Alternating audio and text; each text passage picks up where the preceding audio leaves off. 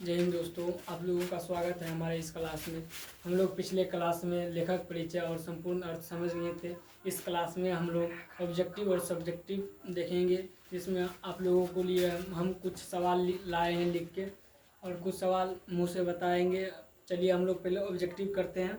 तो हम आप लोगों के लिए कुछ ऑब्जेक्टिव लिख के लाएँ, आप लोगों को ध्यान देना है, जिसमें कम से कम इस क्लास में आप लोगों को मिनिमम 4 से 5 नंबर आ जाएंगे। तो चलिए हम लोग पहले सवाल की ओर बढ़ते हैं। श्रम विभाजन और जाति प्रथा पाठ की कौन सी विधा है? श्रम विभाजन और जाति प्रथा पाठ की कौन सी विधा है? तो आप लोगों को बताना है, यह पाठ निबंध की विधा निबंध है। श्रम विभाजन और जाति प्रथा के लेखक कौन है? तो श्रम विभाजन और जाति प्रथा के लेखक कौन है? तो आप लोगों को बताना है कि श्रम विभाजन और जाति प्रथा के लेखक डॉक्टर बाबा भीमराव अम्बेडकर है। बाबा साहब भीमराव अम्बेडकर का जन्म कब हुआ था? तो आप लोगों को बताना है 14 अप्रैल 1891 ईस्वी में मऊ मध्य प्रदेश में हुआ था। भीमराव अम्बेडकर का जन्म किस परिवार में हुआ था? आप लोगों को बताना है कि डॉक्टर बाबा भीमराव अम्बेडकर का जन्म एक दलित परिवार में हुआ था।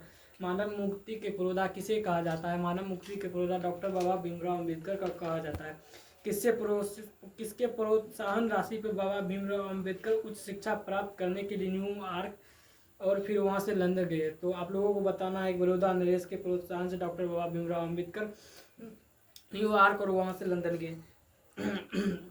भारत के संविधान निर्माण में किसकी अहम भूमिका है? भारत के संविधान निर्माण में किसकी अहम भूमिका है? तो आप लोगों को बताना है डॉक्टर बाबा भीमराव अम्बेडकर की अहम भूमिका। डॉक्टर बाबा भीमराव अम्बेडकर की मृत्यु कब हुई और कहाँ हुई? तो आप लोगों को बताना है डॉक्टर बाबा भीमराव अम्बेडकर की मृत्यु दिसंबर 1956 ईस्वी दिल्ली में हुई।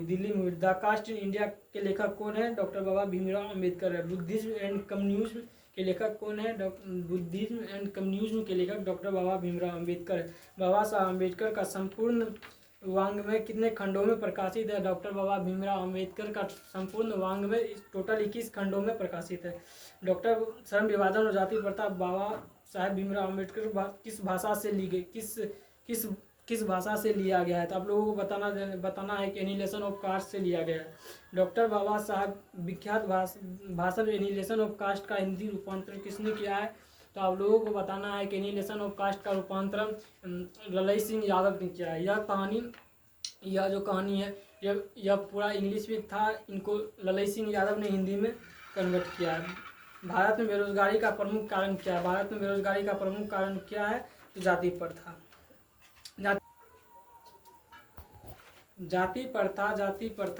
जाति प्रथा स्वाभाविक विभाजन नहीं है, क्यों? तो रुचि पर आधारित नहीं होने के कारण। आदर्श समाज स्वतंत्रता, मानव समानता और भ्रातृत्व पर आधारित होगा, किसने कहा? बाबा भीमराव अम्बेडकर ने कहा। भारत में बेरोजगारी का एक प्रमुख और प्रत्यक्ष कारण क्या है? जाति प्रथा। और सच्चे लोकतंत्र में कैसी भाईचारा होना चाहिए? दूध और पानी के मिश्रण की तरह। तो चलिए हम लोग अब सब्जेक्टिव की ओर बढ़ेंगे।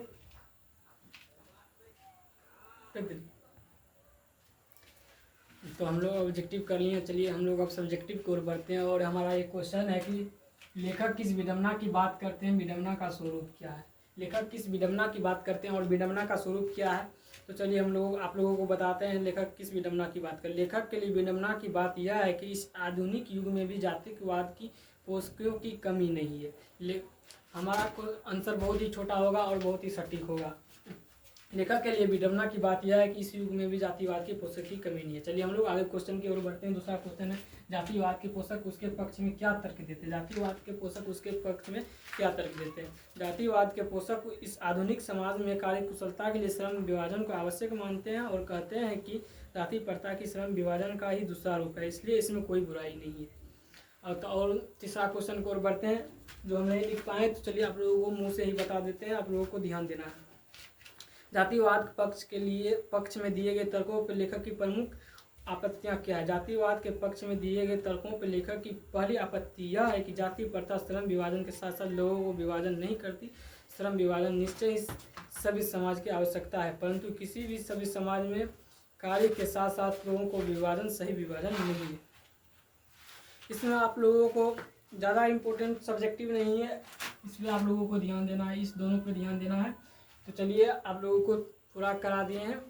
तो अब हम लोग आगे क्लास में नेक्स्ट किसी क्लास में मिलेंगे, तब तक के लिए बाय, ध्यान रखिए।